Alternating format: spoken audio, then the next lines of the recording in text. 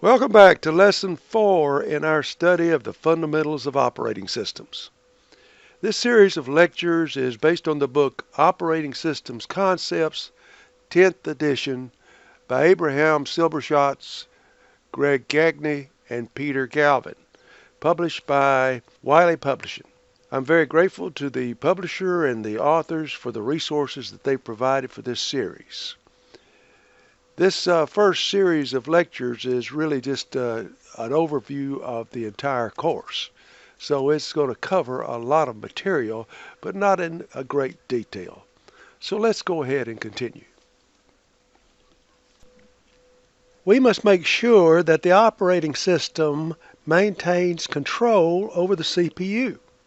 We cannot allow, for example, a user program to get stuck in an infinite loop and never return control to the operating system. To accomplish this goal, a timer can be set to interrupt the computer after a specified period. The period may be fixed, for example, 1/60th of a second, or it could be variable, 1 millisecond to 1 second. A variable timer is generally implemented by a fixed rate clock and a counter. The operating system sets the counter. Every time the clock ticks, the counter is decremented. When the counter reaches 0, an interrupt occurs. Before turning over control to the user, the operating system ensures that the timer is set to interrupt.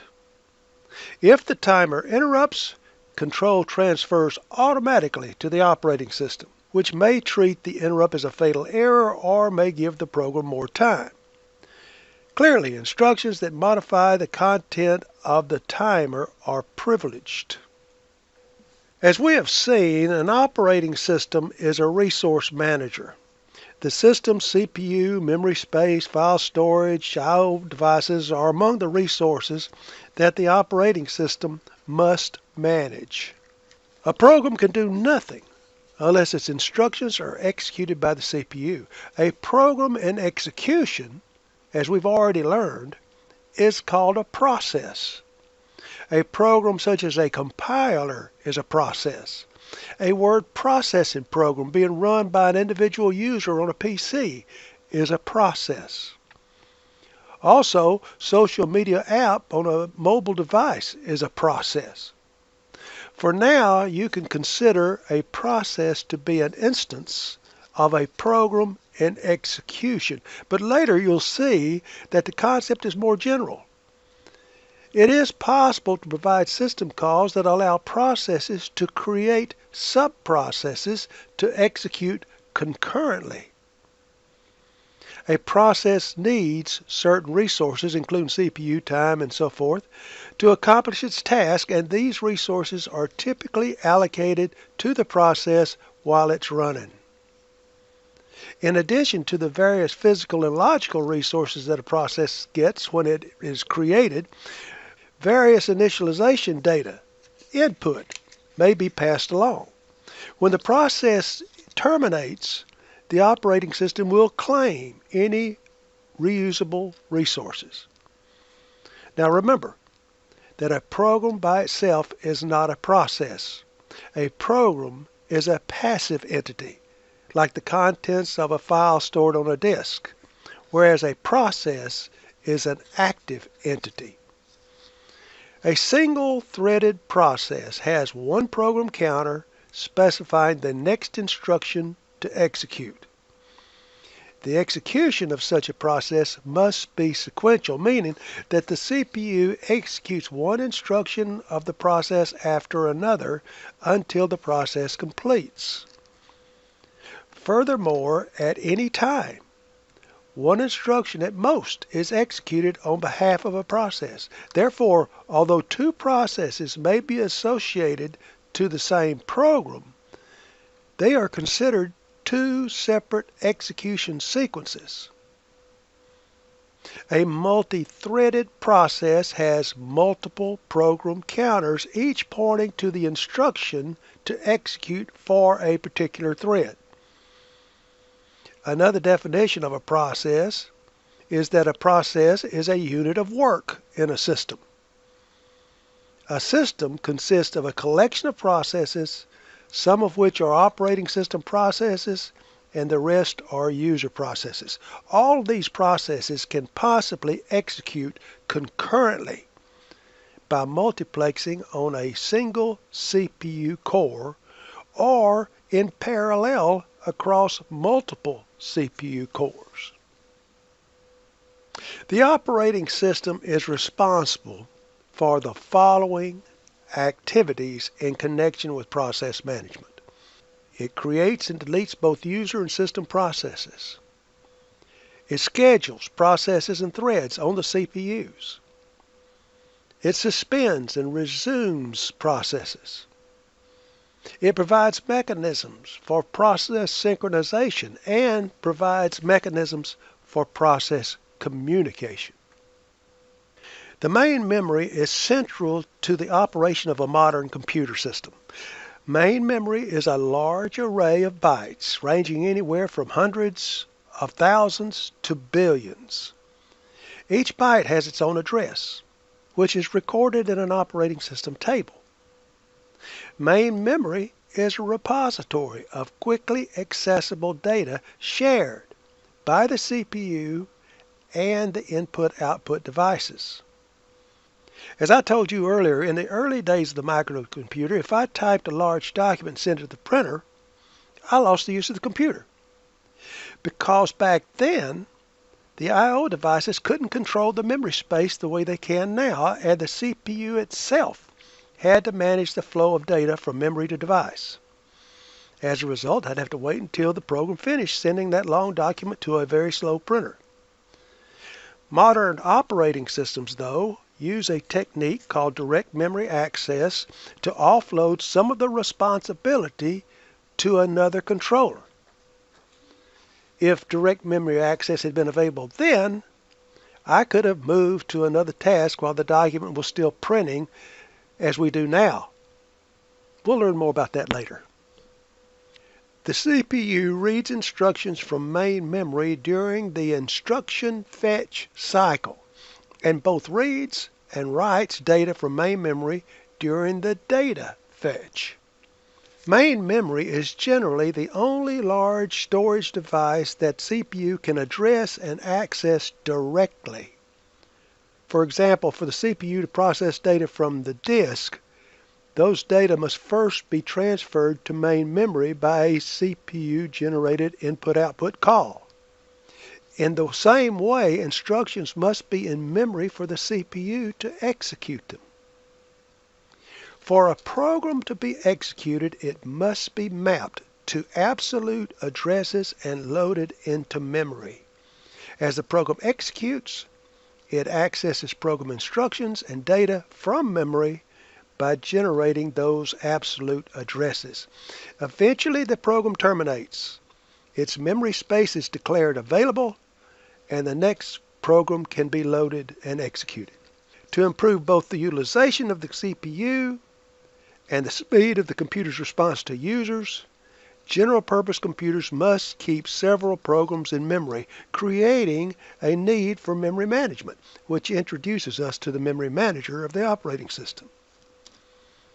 Many different memory management schemes are used. These schemes reflect various approaches, and the effectiveness of a given algorithm depends on the situation. In selecting a memory management scheme for a specific system, we have to consider many factors, including the hardware design of the system. Each algorithm requires its own hardware support. The operating system's memory manager is responsible for the following activities in connection with memory management. It must keep track of which parts of memory are currently being used and which processes used them. It must allocate and deallocate memory space as needed. And it must decide which processes or parts of processes and data to move in and out of memory. Do you remember when you were a kid trying to find a toy in your closet that was full of piles of toys? I hope you do. Kids normally don't understand the concept of putting toys in their place neatly. Mom's lucky just to get them to throw the toys back in the closet.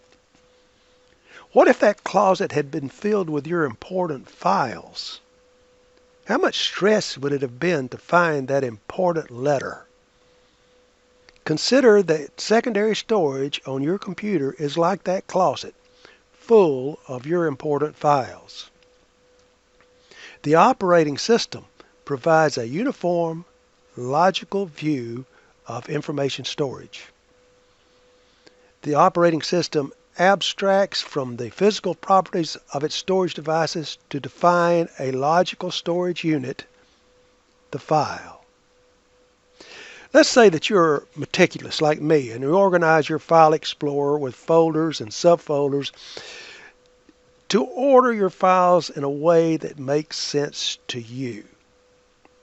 Do you think that's how the files are written to the disk? Well, it's not. That's just a logical abstract to make file management easy for the user. The operating system puts files wherever it can find the space and records the location in tables that we'll study later. The operating system maps files onto physical media and accesses these files via storage devices. File management is one of the most visible components of the operating system. How many of you use your file explorer all the time?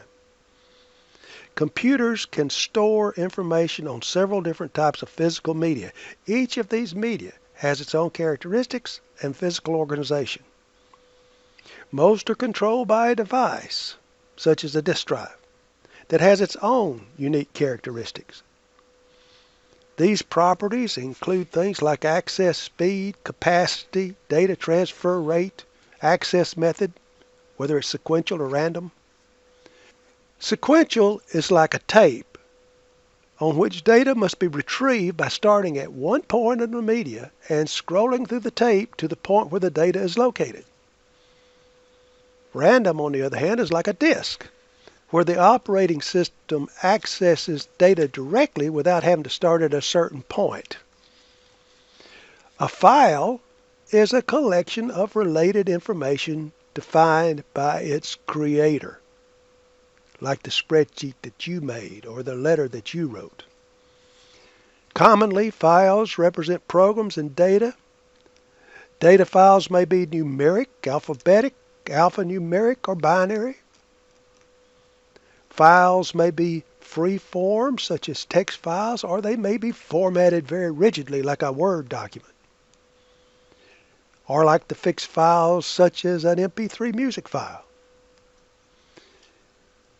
The operating system implements the abstract concept of a file by managing mass storage media and the devices that control them. In addition, files are normally organized into directories to make them easier to use. Finally, when multiple users have access to files, it is often necessary to control which user may access the file and how that user may access it. For example, which users can read, write, or append. The operating system is responsible for the following activities in connection with a file. It creates and deletes files. It creates and deletes the directories or folders to organize files. It supports primitives for manipulating files and directories. It maps the files onto mass storage. And it also backs up files on stable, non-volatile storage media. Well, I think that's enough for this session. Go ahead and take a break, look over your notes, take care of any business that you may have to take care of, quizzes or homework or whatever. And when you're ready, come on back and we'll proceed to Lesson 5 in this series on the introduction or the overview of our course.